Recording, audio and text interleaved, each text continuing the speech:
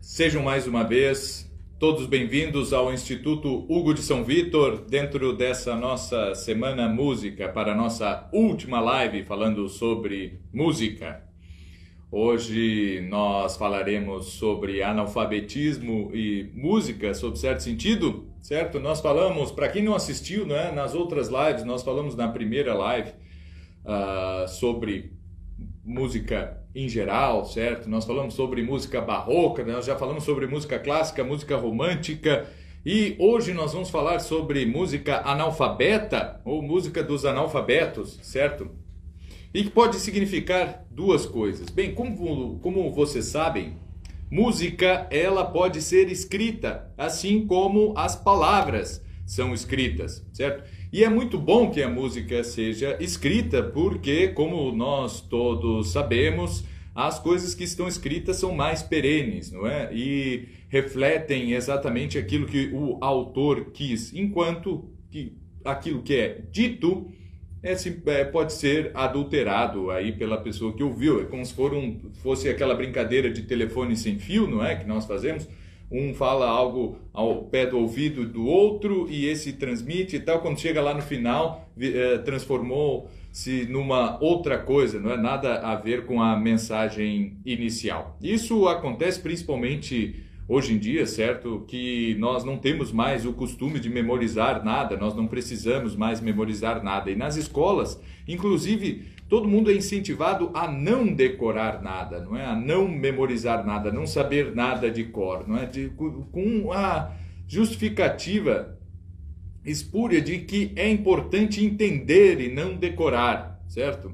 Bom, eu acho que o entendimento só vem depois que nós decoramos algo, certo? Não adianta, para nós entendermos sem decorar, é muito fácil, não é? É muitíssimo fácil.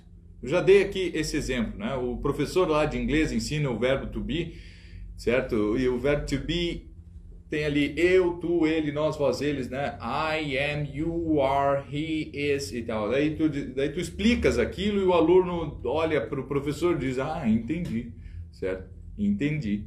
E daí? Não serve para nada ter entendido, porque o entendimento é importante que ele decore ao mesmo tempo ou até mesmo antes que ele possa entender aquilo, certo? Ele precisa ter internalizado aquilo, ter aquilo de cor, certo? Ter aquilo no coração. E isso não é só com as línguas, isso é com a matemática. Eu posso ali fazer uma demonstração de aritmética ou de geometria, certo? Ou explicar como funcionam as equações do primeiro e do segundo grau. E quem acompanhar o raciocínio do professor vai ter entendido tudo aquilo, mas não interessa, certo? Ele precisa também decorar a fórmula, ele precisa decorar o processo pelo qual aquelas equações são feitas, senão não adianta entender nada, não é? Então, estudar depende desses dois movimentos. Eu preciso primeiro decorar, certo? Ter certas coisas decoradas para aí sim poder entender. Da mesma forma que o entendimento das coisas não faz com que nós aprendamos ela, certo? Então, aprendamos as próprias coisas. Se nós entendemos a música, olha aqui, o sujeito tocou aqui, né? Então ali tem a primeira parte, tem a segunda e tal, pronto.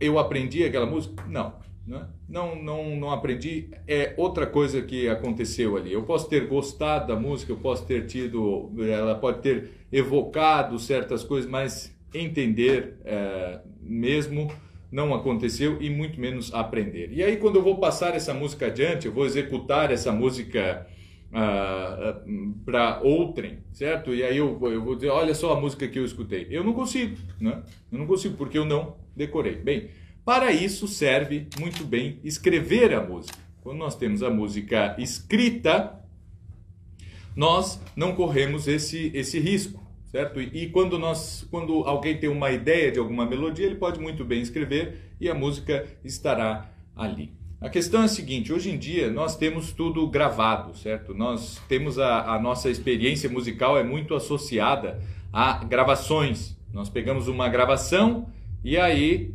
nós vamos escutar a música, não é? Então, assim, de uma forma mecânica, nós acabamos por ter toda a nossa experiência musical ali através daquele papelzinho e aquele imã, né, que é o alto-falante que nós dizíamos. E nada mais é escrito. Por quê? Enfim, certo? Por que deveríamos escrever aí as canções da moda, certo? Se há tudo gravado, há ali uma pinacoteca, certo? Que reúne todas as... Eu não sei como é que estão fazendo hoje em dia. Antigamente tu guardavas os discos, né? Hoje em dia está tudo na nuvem, está tudo feito informatizado, mas nós sabemos que a melhor mídia ainda é o papel. Mesmo os discos, certo? Discos aí da primeira metade do século XX, quem é que tem um aparelho para tocar aquilo, né? Ninguém mais tem. E eles perdem muito por questões físicas, aquilo ali é um material, o que deteriora, em certo momento vai deteriorar, ou se vocês pegarem, quem tiver uma fita cassete em casa, vai tentar tocar isso aí, mesmo tendo um aparelho, provavelmente vai estar mofado, vai estar estragado e tal. E, bom, assim são as coisas, né? Agora, aquilo que está escrito pode muito facilmente ser copiado por qualquer pessoa, né? A pessoa pode desenhar ali, fazer tudo desenhadinho, e aquilo vai ter um valor perene. Agora, vale a pena nós escrevermos música, certo? Talvez não valha, não é? Porque talvez daqui a 100 anos não vale a pena nós sabermos como eram as canções dos Beatles, certo? E talvez ninguém mais tenha interesse. Na verdade, ultimamente, muito menos gente tem interesse pelos Beatles do que tinha na minha época de gostar de Beatles, né? Com 13, 14 anos, assim. Então, hoje em dia eu não vejo mais esse interesse, e o normal é que, claro, vá sempre haver pessoas que escutam aquilo, não é? E que tem, assim, como um certo fetiche estético, mas esse interesse é bem passível de deixar de existir, né?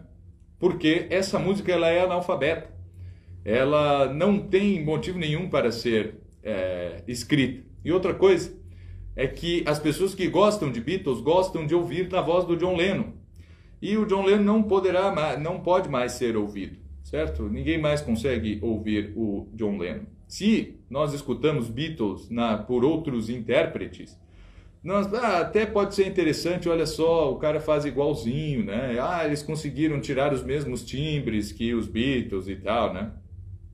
É sempre relacionado não com a própria obra, com a própria composição, mas sim com a pessoa e as características daqueles intérpretes também, e não só dos compositores. Então, assim, a música analfabeta, ela está muito mais relacionada com a pessoa que a executou do que com ela em si mesma, certo? Não está relacionado com a própria música. E existe dois tipos de música analfabeta: aquela que nós hoje em dia gravamos e aquela que é passada por tradição oral.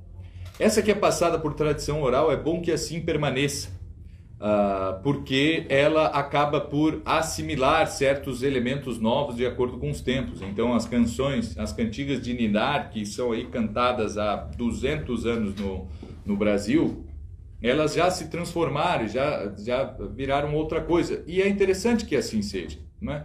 Então, nós vamos cantando aquilo, certo? Vamos pondo outros elementos, mudamos às vezes o texto, né? Porque há palavras ali que nós já não conhecemos e acabamos por modificar, modificamos as palavras e tal, e a coisa vai indo. Então, assim, e essa música toda, ela pertence a uma tradição folclórica, certo? É uma música do povo que sempre existiu. Como era a música do povo há 1000 anos atrás? Não sabemos, porque, como eu disse, ela é analfabeta, certo?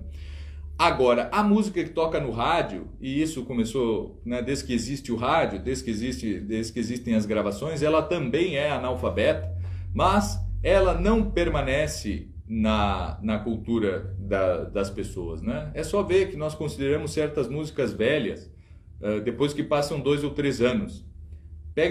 Vou pegar um exemplo aqui, que muita gente vai lembrar. A Marisa Monte, ela lançou uma canção chamada Amor, I Love You, certo? Amor, I Love You.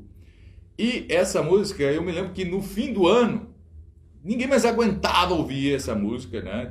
E hoje em dia eu acho que ninguém mais ouve, certo? Fora certos fãs empedernidos da Marisa Monte, ninguém mais ouve isso, não é? porque houve ela foi saturada ali, porque tocou demais, certo? A gravadora pagou muito para as rádios para tocarem essa música, certo?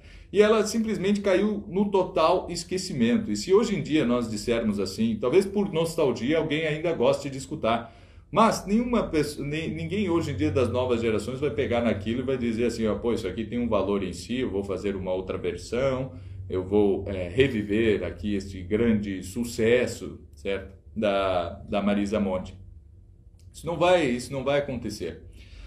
Porque ela não pertence nem à música alfabetizada, certo? Nem à música escrita, que é a música erudita, e nem à música folclórica. Aquilo ali foi simplesmente um momento aí da nossa indústria de entretenimento, e depois acabou, certo? E isso acontece com diversas outras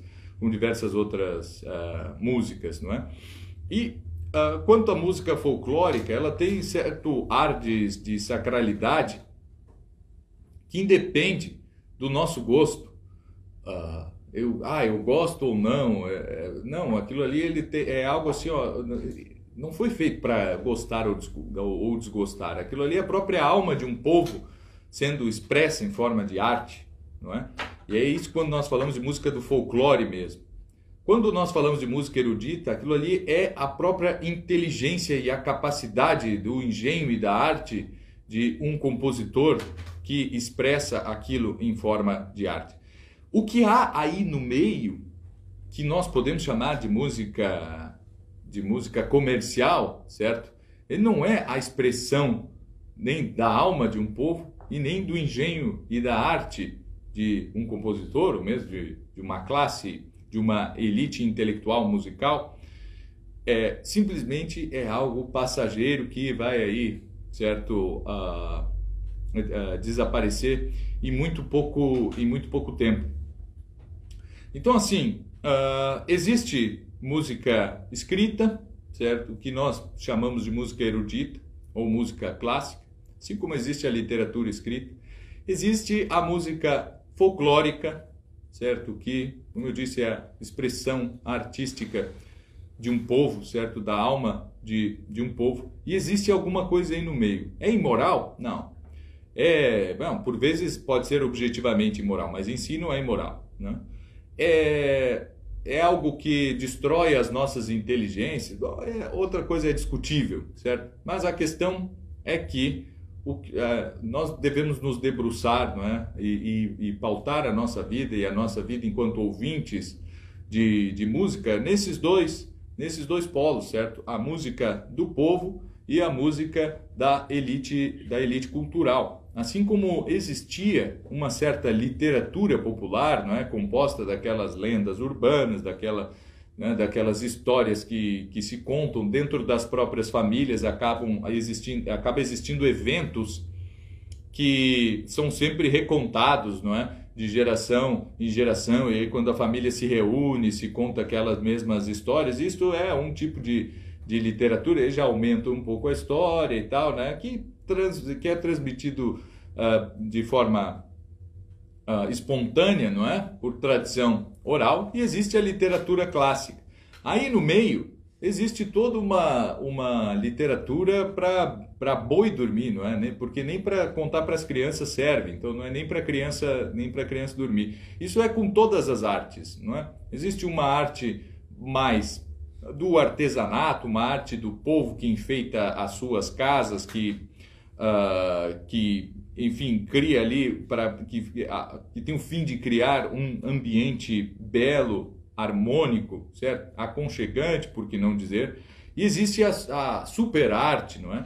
A arte mais erudita, que é produzida por uma elite cultural. E existe outra coisa ali no meio, certo? Que nós bem sabemos identificar nas nossas paisagens urbanas, assim, como